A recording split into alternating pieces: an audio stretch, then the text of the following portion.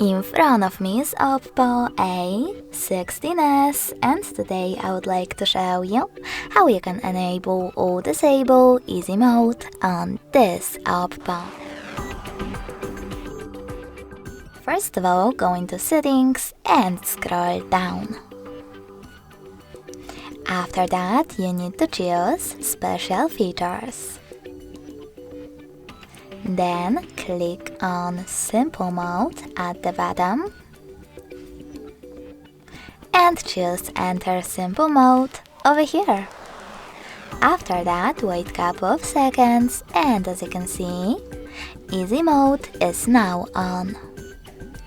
If you want to go back to the standard one, you need to click on Settings, select Exit Simple Mode over here, and confirm your choice in the pop-up. Thanks so much for watching. If you enjoyed this video, smash that like button, comment and subscribe. Bye!